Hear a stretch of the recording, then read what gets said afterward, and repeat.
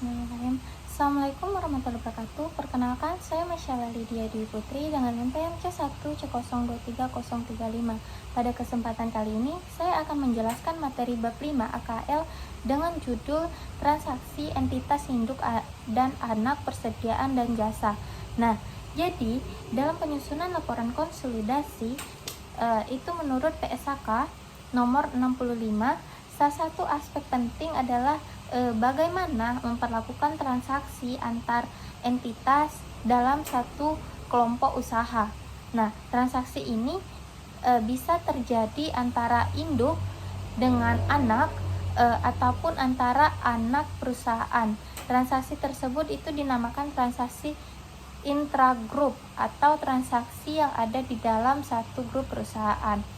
Nah, jadi jenis transaksi itu ada 3. Yang pertama itu ada transaksi hulu atau downstream.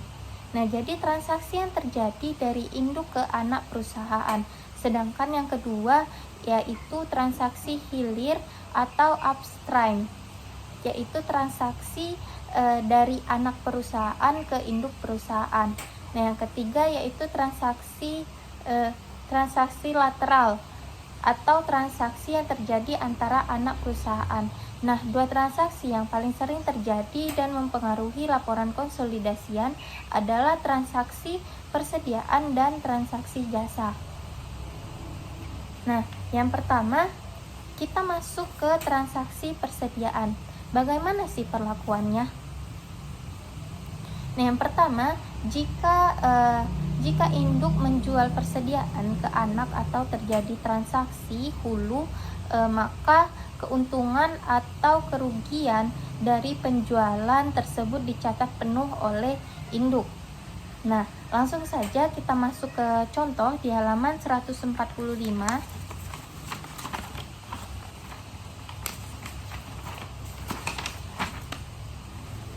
Nah, di sini PT Nusantara telah melakukan pembelian 75% saham PT Andalas. Nah, jadi PT Nusantara ini tuh sebagai induknya. Nah, kemudian PT Andalas ini tuh sebagai anaknya. Ya. Nah, kepemilikan PT Nusantara ini tuh 75% dan PT Andalas ini 25%. Nah, kemudian nilai bukunya itu 900 juta. Nah, jadi kita mencatat terlebih dahulu atas pembelian PT Andalas oleh PT Nusantara. Nah, yang pertama itu investasi. Soal yang pertama itu investasi PT Andalas pada kas. Karena kan kalau kita membeli perusahaan lain itu kita mengeluarkan kas kan. Nah, jadi sebesar 900 juta. Nah, 900 juta ini itu 75% itu kepemilikannya dari PT Andalas. Nah, jadi di sini kita membuat jurnalnya. Itu yang pertama, investasi PT Andalas pada kas itu sebesar 900 juta.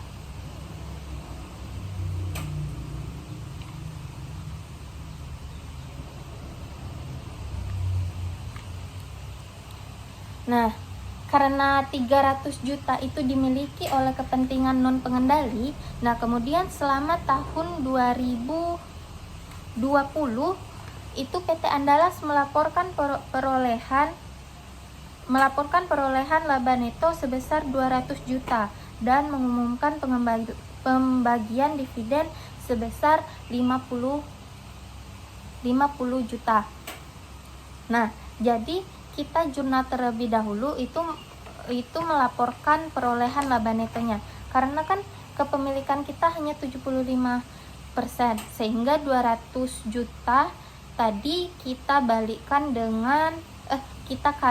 dengan 75%, yaitu sekitar 150 juta.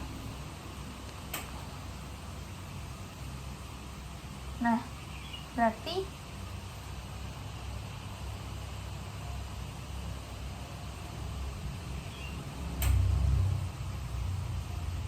di sini tuh kita membuat jurnal investasi PT Andalas pada bagian laba atas PT Andalas. Nah, itu sebesar 150 juta. Kan kita jurnal itu kita mendapatkan laba dari investasi PT Andalas itu kita bertambah dan bagian laba atas PT Andalas juga bertambah sebesar 150 juta. Nah, jadi 150 juta itu 70% yaitu dari 200 juta tadi. Jadi sini 550 juta.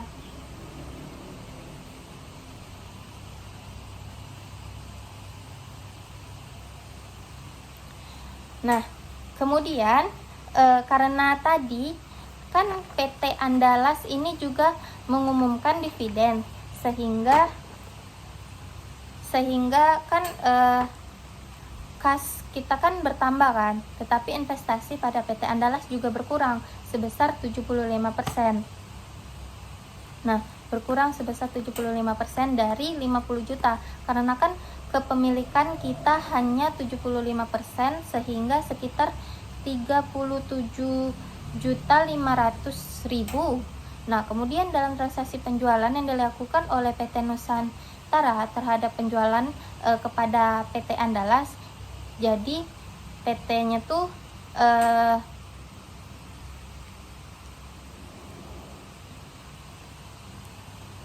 sebesar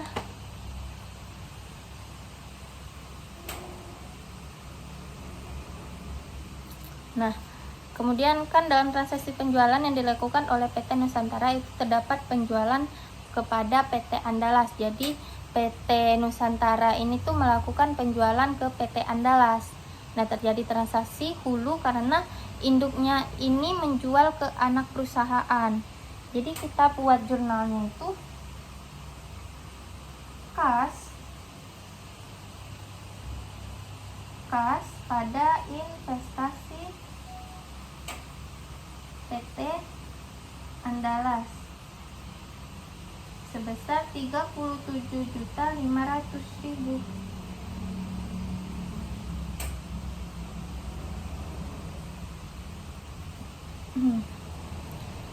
Nah, penjualannya itu sebesar 100 juta dan beban pokok penjualannya itu 40 juta kan.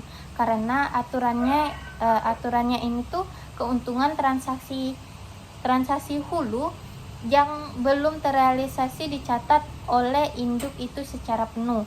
Nah, jadi keuntungannya ini kan ada 60 ini penjualannya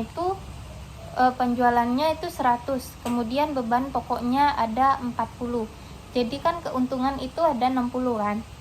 Nah, 60 itu kita jurnalkan. Jurnalnya itu bagian laba PT Andalas pada investasi PT Andalas itu sebesar 60. Nah, keuntungannya itu dicatat penuh walaupun kepemilikannya tadi cuma 75%, tapi keuntungannya itu kita catat penuh.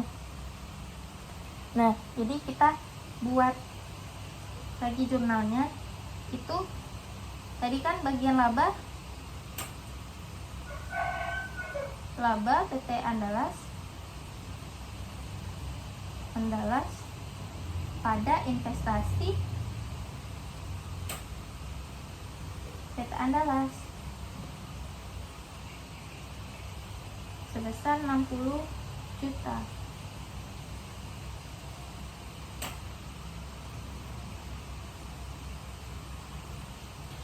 Nah, kan kemudian di akhir periode ini karena persediaan yang diperoleh PT Andalas dari PT Nusantara tadi belum terjual sampai akhir periode, sehingga dari sudut pandang konsolidasi penjualan dan beban pokok PT Nusantara, itu terkait transaksi hulu itu harus dieliminasi, sehingga kita catat akunnya itu berlawanan untuk mengeliminasi penjualan.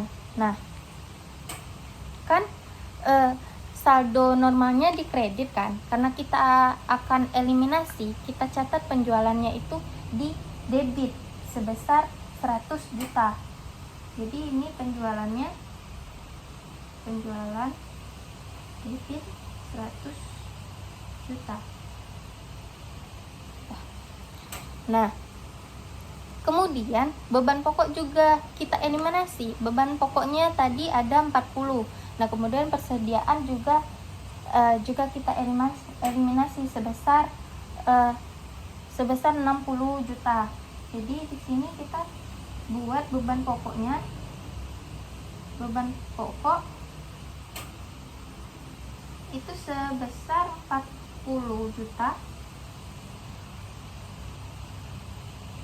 Dan persediaannya itu 60 juta. Nah, kemudian yang selanjutnya itu ada transaksi hilir. Nah, jika anak perusahaan menjual persediaan ke induknya, nah itu maka eliminasi dilakukan sebesar porsi kepemilikan induk kepada anak. Jadi kalau misalnya anak perusahaan menjual ke induk, jadi kita catat jurnalnya itu atau nominal di jurnalnya ini sebesar kepemilikan itu kepada anaknya. Nah, bisa dilihat di contoh 152.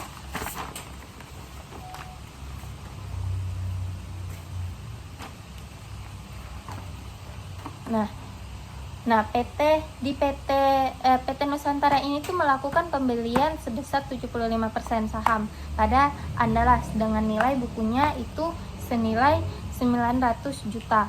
Sama ini jurnalnya ya, kayak investasi pada PT Andalas itu sebesar 900 juta. Yang ini yang pertama. Yang ini. Nah, ini tuh sama jurnalnya sama yang ini. Kas di kredit 900 juta dan sama investasi PT Andalasnya di debit 900 juta. Sama ini jurnalnya ya. Jadi investasi pada investasi pada PT Andalas ini 900 juta, di kredit 900 juta. Jadi sama jurnalnya.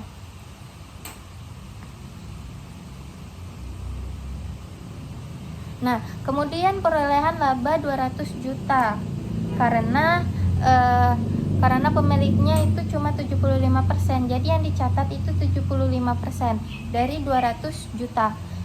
Yaitu 150 juta. Sama jurnalnya investasi PT Andalas pada bagian laba atas PT Andalas sebesar 75% dari 200 juta. Nah, ini jurnalnya balik lagi ke jurnal yang ini. Yang investasi PT Andalas pada bagian laba atas PT Andalas.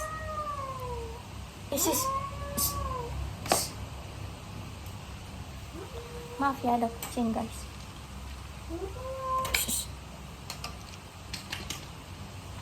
Nah, jadi di sini masih sama jurnalnya seperti jurnal yang pertama ini tadi. Investasi PT Andalas pada bagian laba atas PT Andalas. Nah, kemudian karena pembagian dividen juga kepemilikannya hanya 75%, jadi pembagian dividen seluruhnya itu ada 50 juta. Jadi yang dicatat itu hanya 75% dari 50 juta, yaitu 30 juta 500.000 dengan jurnalnya kas pada investasi ke PT Andalas seperti yang nomor 3 tadi. Nah, yang membedakan itu di transaksi ini tuh dalam penjualan PT Andalas itu terdapat penjualan PT Nusantara sebesar 80 juta dengan beban pokok penjualan 50 juta sampai 31 Desember 2020. Nah, persediaan yang diperoleh PT Nusantara dari PT Andalas seluruhnya belum terjual. Nah, jadi kita harus membuat jurnal tadi. Konsepnya itu keuntungan transaksi hilir yang belum terrealisasi. Dicatat entitas induk sebesar porsi kepemilikannya pada entitas anak. Nah, jadi karena tadi itu yang belum terrealisasi keuntungannya, ini kan kita selisihkan dulu beban pokoknya ini ada 50 juta. Nah, jadi kan 50 juta kan, jadi kemudian penjualannya itu ada 80 juta, jadi keuntungannya ini tuh ada 30 juta karena tadi kepemilikannya cuma 75% dan kuncinya itu harus mencatat sebesar kepemilikan induk terhadap anaknya. Jadi kita catatnya itu hanya 75% dari keuntungan, yaitu 22.500.000. Untuk ayat jurnalnya itu masih sama, yaitu bagian laba PT Andalas yang ini tadi, yang ini itu masih sama, itu senilai 22.500.000. Nah,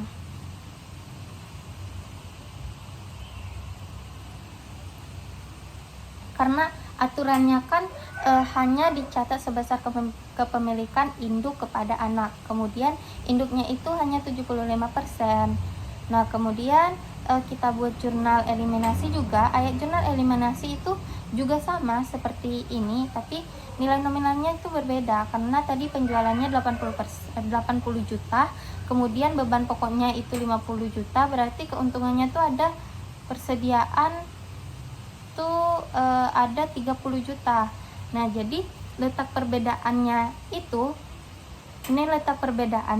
ini antara transaksi hulu dan transaksi hilir adalah kalau transaksi hulu itu transaksi yang di sebelah sini dicatat di sepenuhnya walaupun kepemilikannya itu tidak 100%.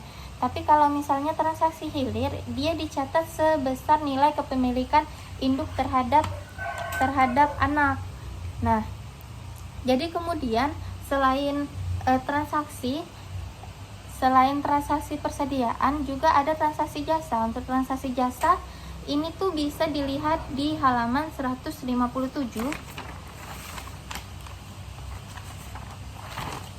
Nah, pada halaman 157 itu ada jurnal. Nah, jurnal eliminasi itu atas transaksi penjualan jasa antara entitas induk dan entitas anak, dibuat dengan menghapus pendapatan dan beban terkait. Jadi pelakunya itu selain persediaan transaksi antar perusahaan, maksudnya antar perusahaan di dalam satu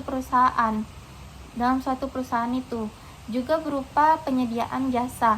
Nah, dalam laporan konsolidasian pendapatan, beban serta piutang dan utang yang timbul dari transaksi jasa itu antara induk dan anak itu harus dieliminasi. Kenapa?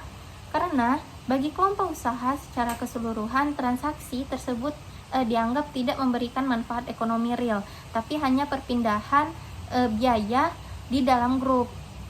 Nah, langsung saja kita ke contoh. Misalnya itu ada PT Palapa atau PTP itu memiliki 100% saham PT Samudra atau PTS ya. Nah, pada Desember 2020 itu PTP ini memberikan jasa perawatan mesin kepada PTS sebesar 20 juta. Nah, tagihannya itu telah dikirimkan pada 25 Desember 2020 sampai 31 Desember 2020. PTS ini tuh belum membayar tagihan tersebut. Nah, jadi PTP ini memberikan jasa perawatan. Dia mencatatkan karena dia sudah memberi jasa, tapi dia belum menerima uang sehingga dia mencatat piutang usaha dan pendapatan jasa karena dia sudah mengakui pendapatan. Nah, dia sudah memberikan jasanya kepada PTS sebesar 20 juta ya jasanya. Nah, jadi kita buat jurnalnya itu berarti piutang usaha pada pendapatan jasa.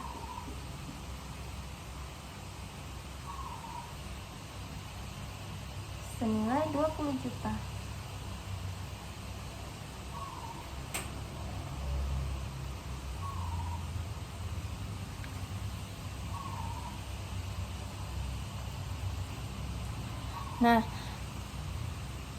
Nah, ini catatan PTP sebagai pemberi jasa PTP. Nah, karena yang menerima jasanya ini kan adalah PTS. PTS ini sudah merasakan manfaat dari biaya dari perawatan tersebut, sehingga PTS ini tuh mengakui beban rawatan karena belum dibayar. Jadi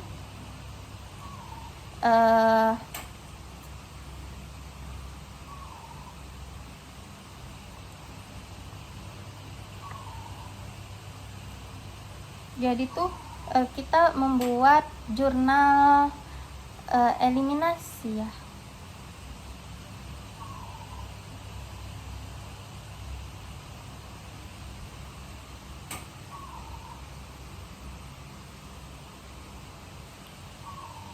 Nah, ini tadi kan karena yang menerima jasanya itu adalah PTS. PTS ini tuh sudah merasakan manfaat dari biaya dari perawatan tersebut kan, sehingga PTS ini tuh mengakui beban rawatannya karena belum dibayar. Jadi PTS ini tuh mengakui beban karena belum dibayar. Jadi PTS ini tuh wajib mengakui adanya hutang. Nah, hutang usaha. Nah, karena konsepnya ini tuh masih dalam satu grup perusahaan yang sama dan sampai akhir bulan ini belum dibayar utang piutang yang ditimbulkan dari transaksi penjualan jasa antara entitas induk dan entitas anak itu harus dieliminasi, sehingga kita harus membuat jurnal. Nah, kita harus membuat jurnal eliminasi untuk kedua transaksi ini. Jadi karena kita ingin mengeliminasi itu pendapatannya ini kita letakkan di debit, sehingga pendapatannya kan dihapus. Kemudian beban ini kita letakkan di kredit. Nah, jadi tidak terjadi beban ataupun pendapatan. Nah, jadi beban perawatan pada utang usaha. Ini nilainya masih sama 20 juta.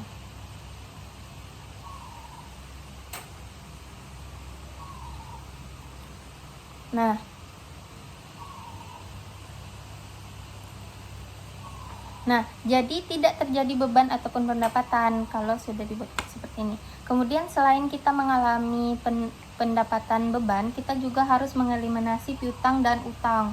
Untuk membuat jurnal eliminasi itu, kita catat saja akunnya itu di saldo yang berlawanan dengan yang sebelumnya. Nah, karena sebelumnya ini piutang usaha, kita debit.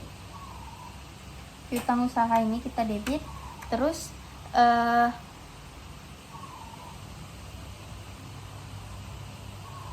berarti piutang usahanya itu kita kredit. Kita buat kebalikannya. Jadi pendapatan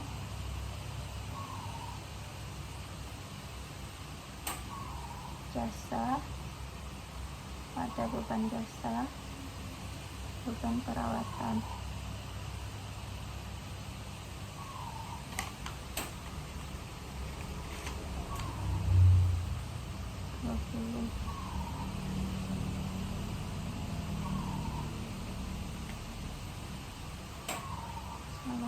Salah tempat guys.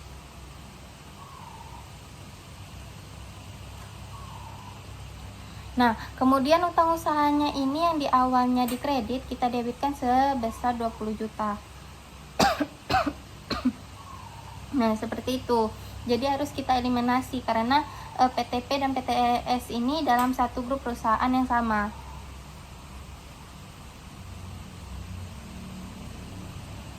Nah, kesimpulannya adalah dalam laporan konsolidasian, semua transaksi antar entitas induk dan anak itu harus dieliminasi. Tujuannya adalah agar laporan konsolidasi itu benar-benar mencerminkan posisi keuangan, kinerja, dan arus kas. Kelompok usaha seolah-olah mereka tuh satu entitas ekonomi tunggalnya. Nah, fungsinya itu agar tidak terjadi pencatatan ganda juga. Nah, mungkin itu saja yang dapat saya jelaskan ya. Mohon maaf apabila ada kesalahan. Saya akhiri, wabillahi taufiq wal hidayah. Wassalamualaikum warahmatullahi wabarakatuh.